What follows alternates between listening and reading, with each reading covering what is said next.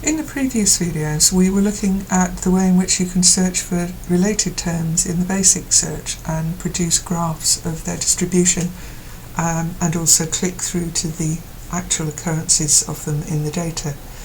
In the advanced search box there is a lot more flexibility, and this video is going to show just some of the possibilities by combining the options that are available. This time we're just going to look at a single word, asylum. If you type it in the search box, and you are perhaps aware that asylum can be used in a number of different ways. In the Victorian period, for example, it might have been used about hospitals for people with mental health issues, and now we use it a lot more in relation to asylum seeking.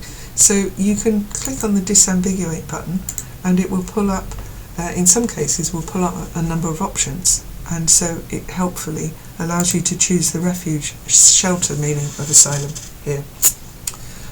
Disambiguate is a very useful function, but it's also very difficult to deliver. It depends on the accuracy and extent of the semantic tags, the tags that tell us what the words mean in all of the data.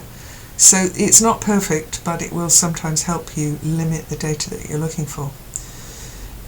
You'll notice on the right hand side you can choose actual dates here. I've got July the 12th 1945.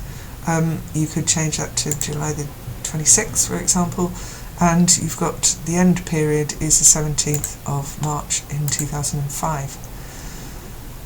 When you search for the items here, you don't get a distribution graph this time, because the delivery of that with such flexible date ranges is almost impossible, very difficult anyway. If you search, however, you get the display, the default display by contribution, and as you can see, the top one here is by someone called Mr. Tony Blair.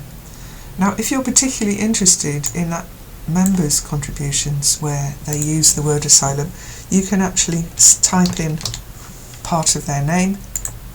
You can identify the person you want to investigate, and you can search again for just their contributions, and you can see here that the members list is all Mr. Tony Blair.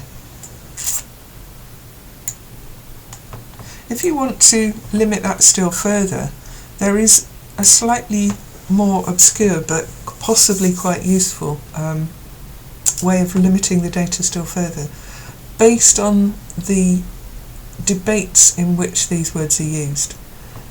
It does mean that you have to have a sense of what kinds of debates you'd be interested. So for example, if Tony Blair was using the word asylum in some other debate about something completely unrelated to immigration, you might not be interested in that particular example. But if you want to see those debates about immigration where he used the word, and you put the word immigration in here, it's possible that you will find, as you can see here on the right hand side, that the official description of some of the debates will include the word immigration, asylum and immigration appeals bill, for example.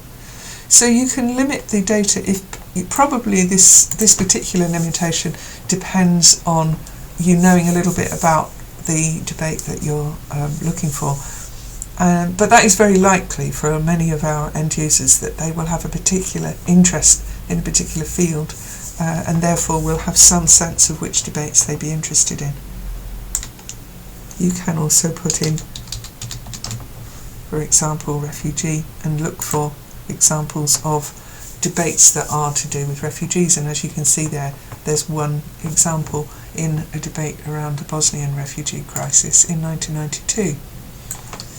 Another way to approach this is to say, well, I'm interested in any debates that are about Europe, where Tony Blair was also using the term asylum, and then you find that the debates about the European Council did include some discussion of asylum, 30 contributions in that case. So this flexibility allows you to perhaps focus in on data that is of particular interest to you. In the next video I'm going to be exploring the explore function of Hansard. So these 3 videos that I've recorded so far have been about the search function, where you have a particular idea of a word or phrase in mind that you're interested in searching.